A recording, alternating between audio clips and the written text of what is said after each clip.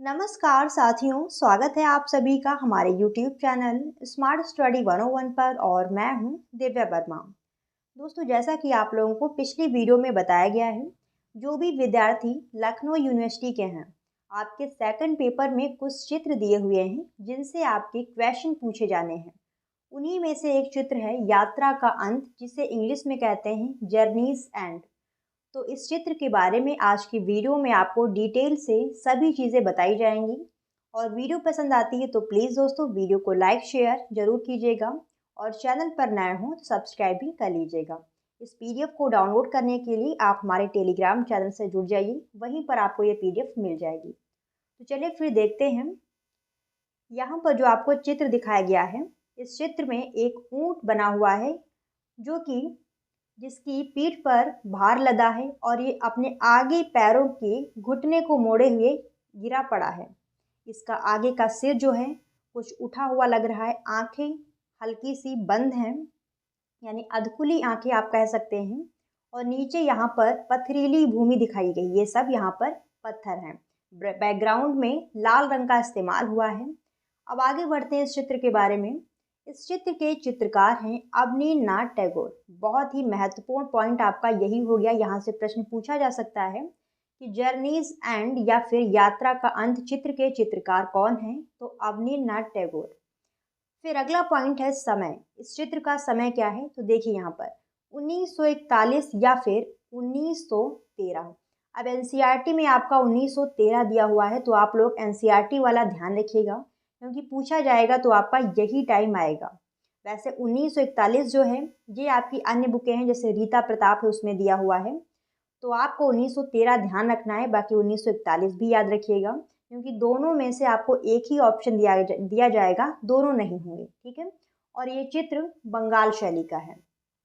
अवनींद्रनाथ टैगोर बंगाल शैली के ही प्रमुख चित्रकार हैं, बंगाल शैली के जनक हैं। तो ये चित्र किस शैली का है, बंगाल शैली का है। इस चित्र की तकनीक क्या है, वॉश और टेम्परा। ध्यान रखिएगा, ये सभी महत्वपूर्ण पॉइंट हैं, यहीं से प्रश्न आपके बनेंगे। फिर अगला पॉइंट है यहाँ पर माध्यम। तो कागज पर जल रंगों द्वारा ये चित्र बनाया गया है।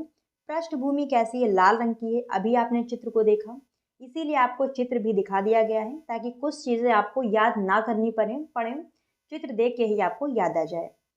फिर अगला पॉइंट है यहाँ पर, यह एक प्रतीकात्मक पेंटिंग है, आपको ध्यान रखना है। जर्नीज एंड या फिर यात्रा का अंत, ये कैसी है, ये पेंटिंग, ये प्रतीकात्मक पेंटिंग है जो व्यक्ति के जीवन के अंत को दर्शाती है, व्यक्ति के जीवन के अंत को दर्शाती है।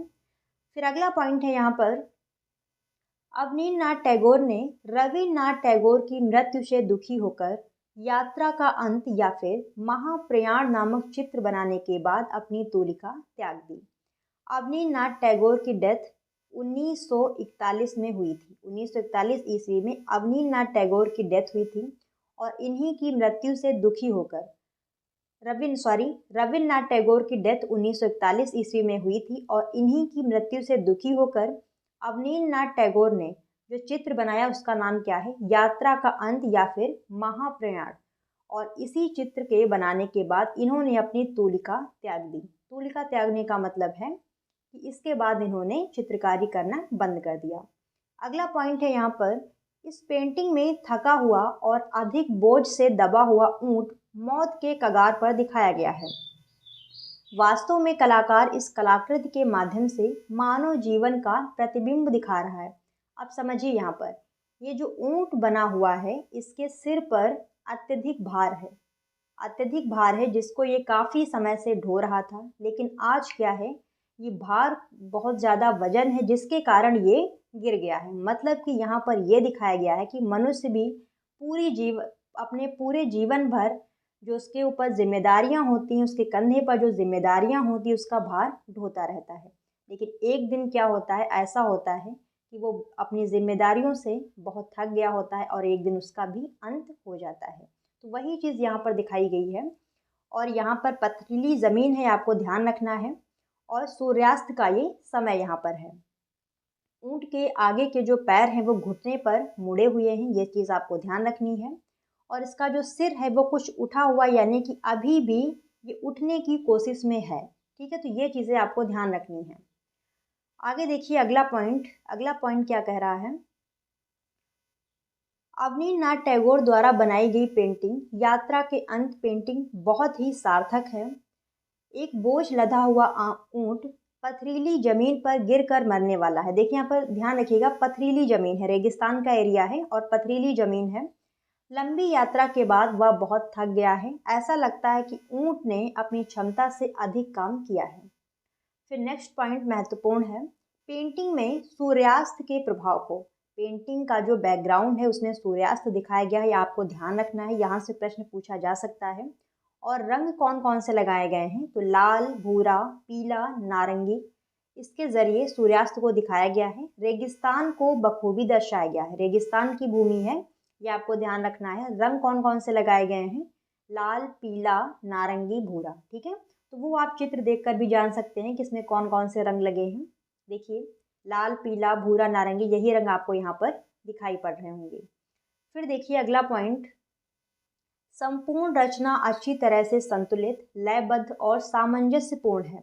यह एक प्रतीकात्मक पेंटिंग है और इसमें झोपड़ी या रेत के पहाड़, रेगिस्तान होने के नाते आदि इसमें कोई भी रचनात्मक तत्व उपस्थित नहीं है।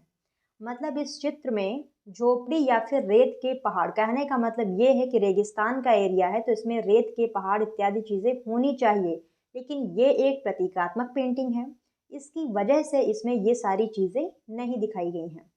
कुल मिलाकर यह रचना एक रहस्यमय प्रभाव प्रदान करती। इस पॉइंट को भी ध्यान रखिएगा कि जो यात्रा का अंत या फिर जर्नीज एंड चित्र है, यह रचना एक रहस्यमय प्रभाव उत्पन्न करती है। तो ये आपका चित्र हो गया यात्रा का अंत। बाकी इस पीडीएफ को डाउनलोड करने के लिए आप हमारे टेलीग्राम चैनल से जुड़ जाइएगा, वहाँ पर ये पीडीएफ आपको मिल जाएगी। और एक पॉइंट जो इसमें छूट गया है, ये चित्र संग्रहित कहाँ पर है, तो वो भी आप लोग नोट कर लीजिए। NGMA new Delhi, national gallery of modern art, new Delhi में ये चित्र आपका संग्रहित है। बाकी जब पीडीएफ आपको मिल जाएगी तो उसमें ये जो पॉइंट आपका छूट गया है ये भी उसमें आपका जोड़ दिया जाएगा। तो इस वीडियो में बस इतना ही, और नेक्स्ट वीडियो में हम लोग शिव और सती इस चित्र को डिस्कस करेंगे जो कि नंदलाल बोस का है। वीडियो आपको कैसी लगी हमें कमेंट करके ज़रूर बताइएगा। वीडियो पसंद आई हो तो लाइक शेयर भी कीजिएगा और चैनल पर नए हो तो सब्सक्राइब भी कर लीजिएगा। धन्यवाद दोस्तों, जय हिंद।